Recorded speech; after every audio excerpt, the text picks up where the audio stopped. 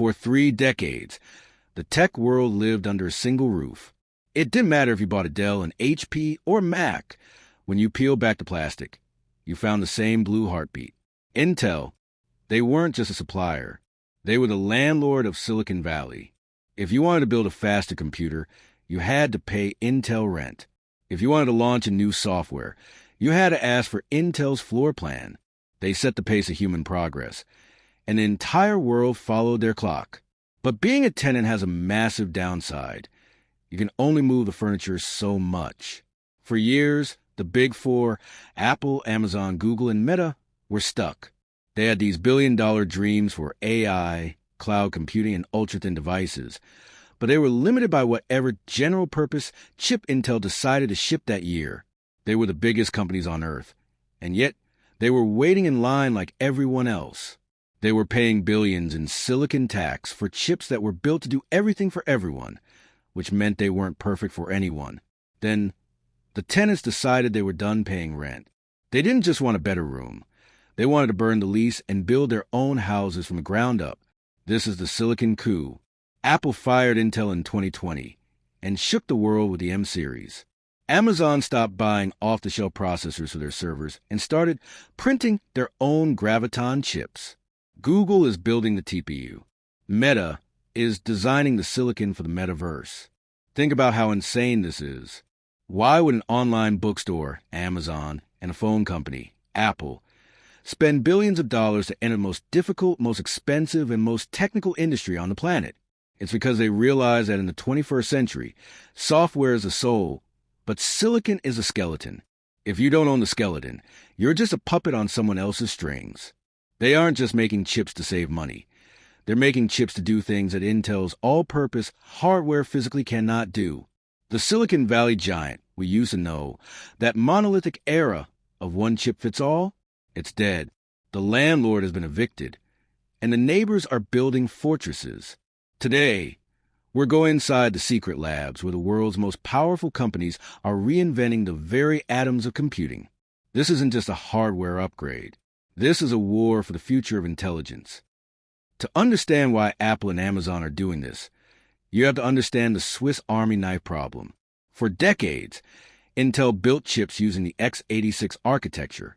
These chips are miracles of engineering, but they are designed to be general purpose. That means an Intel chip has to be ready for anything. It has to be ready to run a spreadsheet in a bank in Ohio, a 1990s video game, a high-end physics simulation, and a grocery store's point-of-sale system.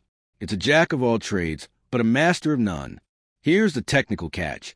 Because a general-purpose chip has to be ready for every possible command, it carries a massive amount of legacy baggage.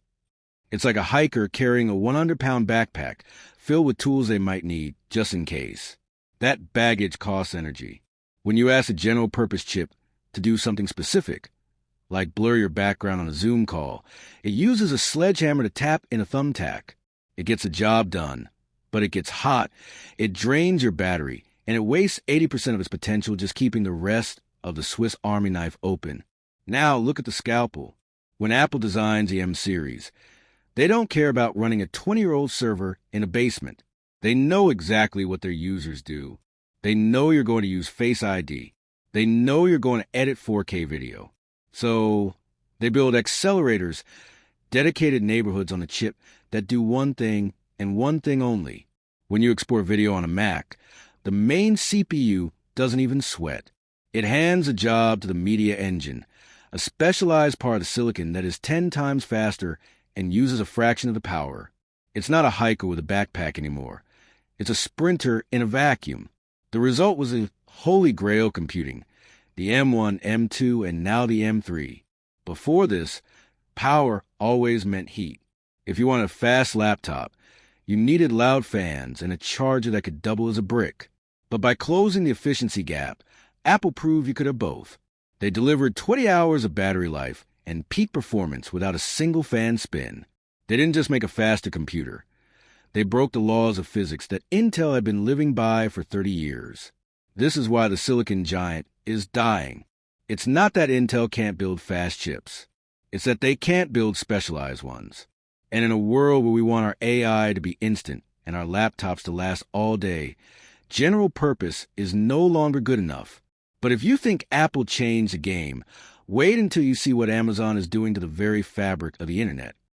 Most people think of Amazon as a store with brown boxes. But the real Amazon, the one that keeps the world heart beating, is AWS. It's the invisible backbone of the internet. If Netflix, Spotify, or your banking app goes down, it's usually because a server in one of these warehouses blinked. Inside these halls, the war for silicon isn't about sleek design or 120Hz screens. It's about two things that sound boring but run the world: electricity and heat. Running the cloud is a thermodynamic nightmare. Amazon's biggest expense isn't shipping, it's the power bill. For years, they bought Intel Xeon processors by the millions. But there was a problem. Those chips were designed for anything, which meant they were incredibly thirsty for power. Every watt used by an Intel chip is a watt that generates heat, and every degree of heat requires more electricity to pump in cold air. Amazon was caught in a loop, paying Intel billions for chips, then paying billions more to the power company just to keep those chips from melting. So Amazon did something radical. They stopped asking Intel for a better engine and built their own. It's called Graviton. Graviton is based on ARM architecture, the same lean, mean DNA found in your smartphone. By stripping away the legacy baggage of traditional chips, Amazon created a processor that does one thing.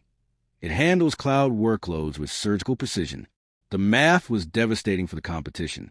These custom chips delivered up to 40% better price performance.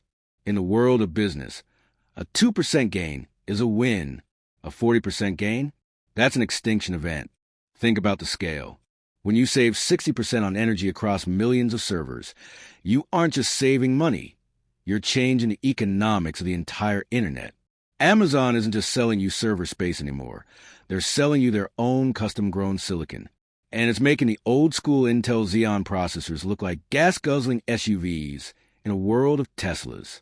If you're a startup or a Fortune 500 company, why would you pay the Intel tax when Amazon can give you more power for less money? This is the ultimate power play.